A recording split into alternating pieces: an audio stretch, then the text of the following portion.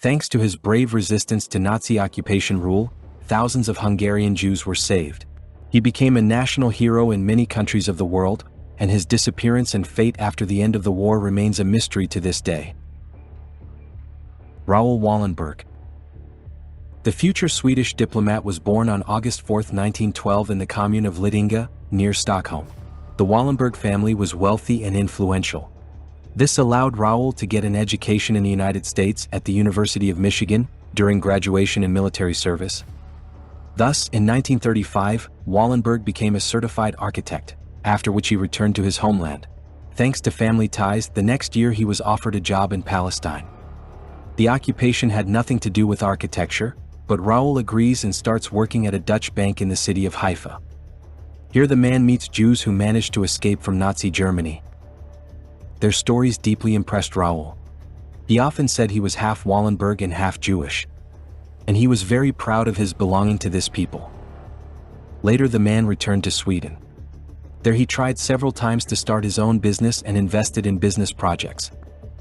Difficult times prevented the plans from succeeding. Then Raoul got a job as a foreign representative at the Central European Trading Company. Its owner was the Hungarian Jew Kalman Lauer. Discrimination against Jews in Hungary made it hard for Lauer to do business there. He then made Wallenberg his partner, representing the company's interests in Budapest. Raoul began working in Hungary in 1938, and 6 years later the country was occupied by Nazi Germany. 700,000 Hungarian Jews were threatened with death. 4 months after the occupation in July 1944, Wallenberg was appointed first secretary of the Swedish diplomatic mission in Budapest. By that time, 438,000 Jews had already been deported to concentration camps. Due to his diplomatic status, Raoul was able to issue protective passports to Jews. Recipients of such a document were Swedish citizens and exempt from deportation to Nazi death camps. Wallenberg became a representative of the US-created Commission on War Refugees. He used commission funds to buy 32 buildings in Hungary's capital. All of them were declared the property of Sweden, protected by diplomatic immunity. Jews awaiting repatriation lived there. Thus, according to various sources, Raoul Wallenberg managed to save between 4,000 and 35,000 Jews. Although Wallenberg was among the first opponents of Nazi rule, he died on the opposing side. After the capture of Budapest by the Soviet army, Raoul Wallenberg and his driver Vilmos Langfelder were arrested by the SMRSH military counterintelligence unit. Both of them were charged with espionage. Another version claims many jewels were found in Wallenberg's car, trusted to him by Jews for safekeeping. The find was seen as an attempt to export gold of the Nazis, leading to the arrest and removal of 2 detainees to Moscow. From January 13, 1945, Wallenberg and his driver are in custody.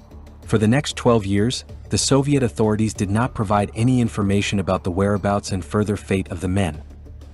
The Soviet Union either ignored Sweden's diplomatic requests or flatly denied those individuals were on its territory. Finally, in February 1957, the USSR announced that Raoul Wallenberg died in prison in Lubyanka from a heart attack on July 17, 1947, and his body was cremated. However, Wallenberg's family did not believe this statement. Throughout all these years, they received notifications from former prisoners about what they saw and even talked to Raoul in the camps. In the early 1990s, a joint Russian-Swedish commission was created to try to gain access to case-related documents in the KGB archives. However, no one has granted permission. In 2000, the commission tried again, submitting a request to the FSB. But this time the miracle did not happen. Only in April 2010 American historians managed to find a document in the FSB archive that described the interrogation of July 23, 1947. It was about an unknown person listed as prisoner number 7 Sandor Katona and Vilmos Langfelder. Since the latter was Wallenberg's driver, the researchers assumed that prisoner number 7 was a Swedish diplomat, who died after interrogation. This version was confirmed in the secret memoirs of the former head of the KGB Ivan Serov, published 6 years later.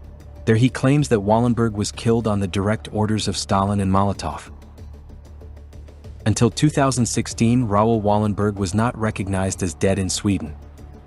The official date of death was announced only 71 years after his disappearance. According to Swedish law, a missing person is declared dead 5 years after the disappearance. Raoul Wallenberg is believed to have died on July 31, 1952. Post-war, the anti-Nazi fighter was titled Righteous Man of the World and became the second honorary U.S. citizen after Winston Churchill.